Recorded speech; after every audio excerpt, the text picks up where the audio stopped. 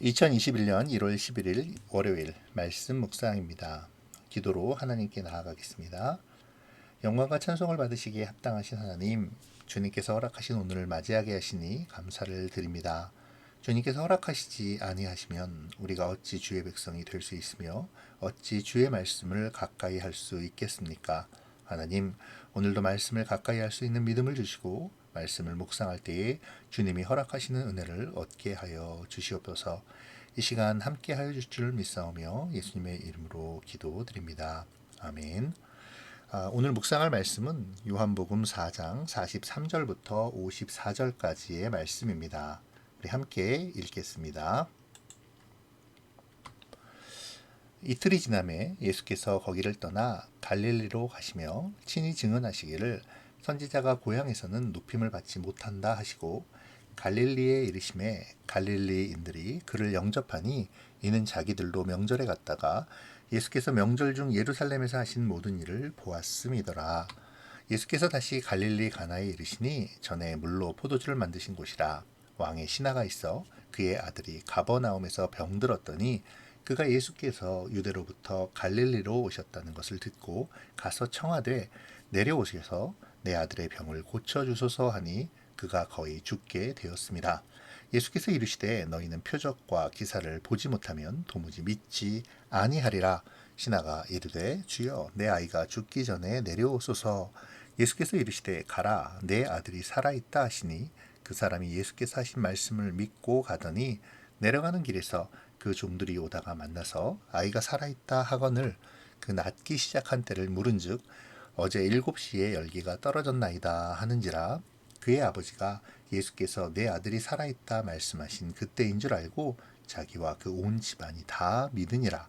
이것은 예수께서 유대에서 갈릴리로 오신 후에 행하신 두 번째 표적이니라. 아멘.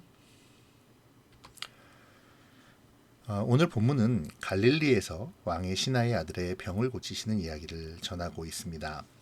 요한은 이 사실을 전하며 두 번째 표적이라고 명시하죠. 우리는 첫 번째 표적을 기억하고 있습니다. 똑같은 지역, 곧 가나에서 행하신 물로 포도주를 만든 사건. 이 사건을 통해 요한은 예수님이 구약에 약속한 그분, 메시아이심을 말했었죠. 그리고 오늘 같은 지역에서 다시 한번 표적을 보이시는 예수님을 기록하며 우리 주님이 물로 포도주를 만드실 뿐 아니라 죽게 된 자를 고치시는, 곧 병을 고치시는 권세도 가지신 하나님의 아들이시자 메시아라는 사실을 선포하고 있습니다. 사마리아에서 여인과 대화를 마치신 예수님은 이제 원래 목적지인 갈릴리로 가셨습니다. 특별히 이 갈릴리 지역에 속한 나사렛은 예수님께서 어린 시절을 보내신 곳이었기도 했죠. 그런데 흥미로운 것은 갈릴리로 가시며 예수님께서 고향에서는 높임을 받지 못한다라고 말씀하셨다는 것입니다. 그런데 바로 다음 절에서는 또 갈릴리 사람들이 예수님을 영접했다고 기록하고 있죠. 그러면 예수님은 왜 이렇게 말씀하시는 것일까요? 단지 예수님의 겸손일까요? 아니면 예수님이 바로 앞에 일어날 일을 알지 못하셨을까요? 갈릴리는 예수님께서 생애의 대부분을 사신 곳이기도 합니다. 어린 시절을 보내셨고 공생의 사역의 꽤 많은 부분을 이곳에서 사역하시기도 했죠. 그렇기에 예루살렘에서 하신 모든 일들을 직접 보았거나 전해 들은 갈릴리 사람들은 어떤 자부심을 가지고 있었을 것입니다. 우리 고장에서 배출한 위대한 선생님, 기적을 이루는 사람으로 말이죠. 아마 요즘 같으면 현수막도 크게 만들어 달았을지도 모르겠습니다. 그런데요, 이것은 그들의 예수님에 대한 인식이 요한복음이 이야기하고자 하는 것과 좀 다른, 아니 크게 다른 것이었죠. 그들은 예수님을 메시아, 곧 하나님의 아들이시자 독생하신 하나님으로 인식하는 것이 아니라 위대한 영웅, 자랑스러운 인간 승리자쯤으로 여겼다는 것입니다. 예수님은 이러한 이들의 인식을 꿰뚫고 계셨죠. 결국 그들의 이러한 예수님에 대한 인식과 믿음은 자신들의 생각과 간섭 그리고 욕망과 배치될 때 언제든지 예수님을 배척하며 또 오히려 예수님을 향한 위협이 될 수 있음을 예수님은 경계하고 계셨던 것입니다. 실제로 요한복음 6장에 가면 더 많은 기적을 예수님께서 행하심에도 불구하고 예수님이 생명이심을 믿지 않고 오히려 배척하면서 떠나가는 사람들의 모습을 볼 수가 있죠. 이제 갈릴리로 가신 예수님께 왕의 신하가 나옵니다. 이 왕의 신하는 아마도 당시의 분봉왕이었던 헤롯 안티바의 신하였을 것으로 추측합니다. 이 왕의 신하는 가나보다 더 큰 도시였던 가버나움에 살고 있었습니다. 왕의 신하는 아들의 병을 낫게 하는 기적을 구하기 위해 예수님께로 나온 것이죠. 어쩌면 그에게 있어서 예수님은 아들에 대한 마지막 희망이었는지도 모르겠습니다. 그런데 이 신하의 간절함은 아이러니하게도 좀 전에 이야기한 갈릴리 사람들의 예수님을 이해하는 방식과 동일한 것이었습니다. 어쩌면 사람들은 이 신하에게 예수님을 소개하면서 예수님께서 기적을 베풀어서 너의 아들을 고쳐주실 것이라고 권유를 했는지도 모르겠습니다. 이에 대한 예수님의 대답은 매몰찼죠. 너희는 표적과 기사를 보지 못하면 도무지 믿지 아니하리라 라고 말이죠. 이 말씀은 마치 포도주 사건에서 어머니에게 나와 무슨 상관이 있나이까 라고 말씀하신 것을 떠올리게 합니다. 예수님의 매몰차심의 이유는 이 첫 번째 표적 가나의 혼인잔치에서 물로 포도주를 만드신 그 표적대와 마찬가지로 명확하죠. 왕의 신하는 예수님이 누구이신가에 대해서 관심이 없었습니다. 예수님께서 성취된 예언이시다라는 것에도 관심이 없었다는 것이죠. 단지 예수님이 행하셨다라는 기적과 어떤 이적에만 관심을 두었다는 것입니다. 그래서 예수님께서 아들을 고쳐주시지 않을까 하는 기대감만을 가지고 예수님 앞으로 나온 것이죠. 오직 이 사람의 관심은 아들을 고치는 것, 거기에 있었던 것입니다. 사실 이러한 인식은 아까도 언급했지만 당시 갈릴리 사람들의 예수님에 대한 인식과 그 궤를 같이 합니다. 당시의 갈릴리 사람들의 예수님에 대한 인식은 예수님이 행하시는 기적을 바라보면서 예수님을 메시아로 그리스도로 인정하는 것이 아니라 한낱 기적의 행사자로 본 것이죠. 그래서 예수님은 너희는 이라는 단어를 사용하시면서 예수님의 책망이 단순히 신하에게만 해당되는 것이 아님을 명확히 알려주고 계십니다. 예수님의 관심은 사람들의 관심과는 다르죠. 예수님의 관심은 포도주의 사건 때와 마찬가지로 개인적인 인기나 명예가 아니라 하늘에 계신 아버지의 뜻을 실행하는 일에 온전히 맞춰져 있습니다. 이 신하의 아들을 고쳐주시는 기적은 단순히 외적으로 병을 치유하셨다라는 의미를 넘어서 그리스도의 권세가 개인의 영혼에까지 미치고 있다는 사실을 보여주고 있는 것이죠. 이후 신하에 계속되는 간청에 예수님께서는 그 아들을 고쳐주십니다. 그런데요, 그리스도께서 도움의 손길을 펴실 때 한 가지 독특한 표현에 공통점이 있습니다. 그것은 가라, 내 믿음이 너를 구원하였다라는 표현인데요.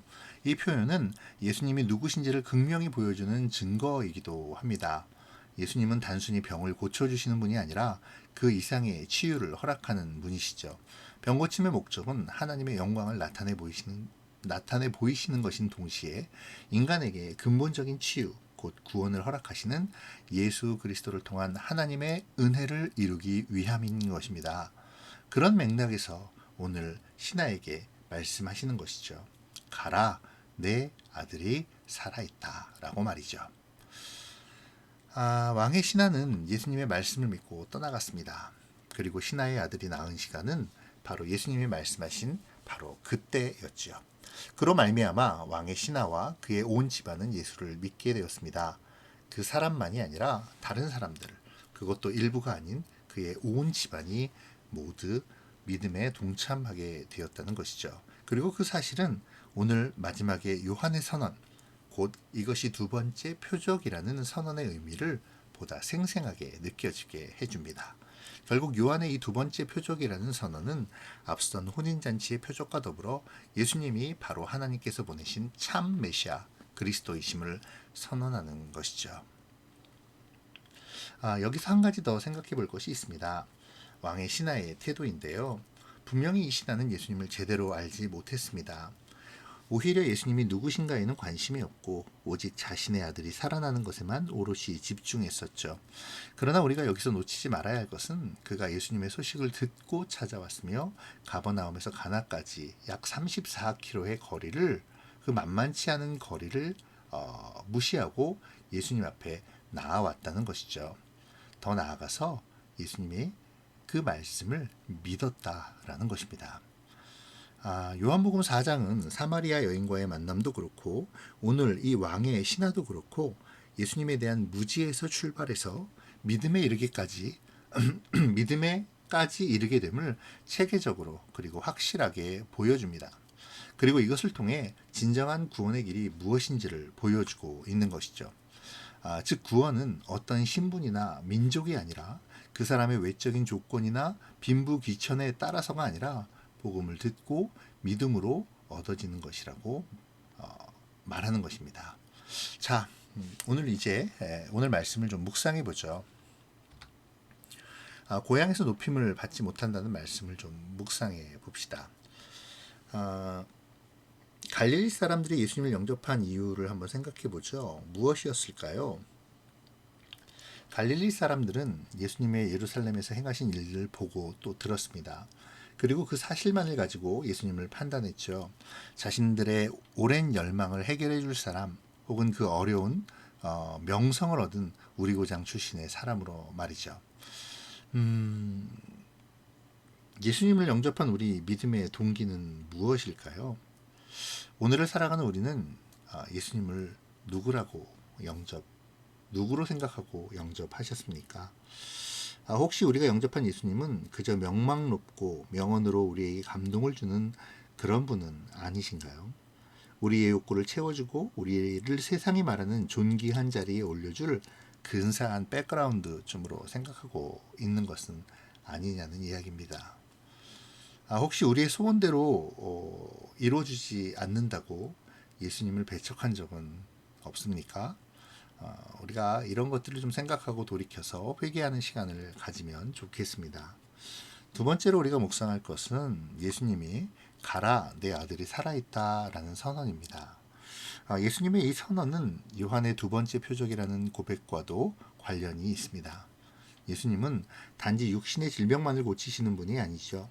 우리의 소원을 이루시는 분도 아닙니다. 단지 우리의 소원을 이루시는 분도 아닙니다. 그 일을 위해 이 땅에 오시지 않으셨다는 것이죠. 물론 고치심의 사역은 예수님의 세 가지의 사역 중에 하나이긴 하지만 고침 그 자체의 목적을 두신 것이 아니라 주님이 이 땅에 오신 근본적인 목적, 곧 하나님을 알고 믿으며 구원을 얻게 하기 위함임을 우리는 반드시 기억해야만 합니다. 그런 의미에서 오늘 주님의 이 선언은 단순히 질병이 나았다는 선언이 아니라 신하와 그의 아들 그리고 그 온 집안에 복음이 들려졌고 또 구원이 임했다는 선언이자 동시에 주님께서 그 구원을 주관하시는 메시아이시자 성육신하신 하나님이심을 드러내고 있는 것입니다. 이런 것들을 좀 생각하시면서 내가 오늘 말씀을 통해서 하나님을 바라보고 있는지에 대해서 점검하면 좋겠습니다. 오늘 말씀을 통해 내가 바라보는 예수님은 누구십니까? 오늘 말씀을 통해 내가 바라보는 주님의 은혜는 무엇인지요? 이제 마지막으로 듣고 찾아오고 믿고 돌아갔던 왕의 신하의 행동을 또 묵상해 봅시다. 아까도 언급했지만 왕의 신하는 듣고 찾아오고 믿고의 과정을 거치면서 그 자신뿐 아니라 온 집안이 믿게 되는 은혜를 얻게 되었습니다. 믿음은 주님이 주시는 것이지만 듣고 찾고 또 그대로 받아들일 때 더욱 깊어지고 확대되는 것이죠. 오늘 우리의 주님 앞에 나오는 태도와 말씀 앞에 서 있는 자세를 생각해 보면 좋겠습니다. 나는 하나님의 말씀 듣기를 좋아합니까? 하나님을 예배하는 자리와 말씀을 묵상하는 자리에 나아오기를 즐거워하는지요? 말씀과 나의 뜻이 상치되어질 때 내가 행하는 삶의 모습은 어떻습니까? 오늘 우리가 이러한 부분들을 묵상하며 하나님께 기도하고 또 회개할 부분은 회개하며 내 삶의 방향을 조금씩 바꾸어 나갔으면 좋겠습니다. 요한은 두 번째 표적이라는 말로 예수님이 누구신지를 다시 강조합니다. 그리고 왕의 신하의 태도를 통해 구원받는 믿음이 무엇인가를 알려주죠. 오늘 말씀을 묵상하며 다시 왕 되신 주님으로서의 예수님을, 내 삶의 주인 되시는 하나님을, 그리고 나를 구원하신 메시아로 이 땅에 오신 주님을 바라보기를 원합니다. 그리고 그 은혜를 감사하면서 주님 앞에 나아가기를 믿고 따르기를 소망하며 다짐하는 오늘이 되기를 축복합니다. 기도하겠습니다. 고마우신 하나님, 오늘도 말씀을 묵상합니다. 예수님이 행하신 두 번째 표적이라고 표현하는 주님이 행하신 기적을 바라봅니다. 주님, 기적에만 우리의 시선이 멈추지 않게 하시고 온전히 주님이 행하시는 일, 그 놀라운 구원의 복음에 우리의 시선이 멈춰지게 하여 주시옵소서. 나의 구원자이시며 나의 왕 되시는 내 삶의 주인 되신 하나님을 고백하게 하시고 주 앞에 나아가기를, 주의 말씀 앞에 서기를 좋아하고 기뻐하는 우리가 되게 하여 주옵소서. 오늘도 주의 말씀 안에 있기를 소망하오며 예수님의 이름으로 기도합니다. 아멘.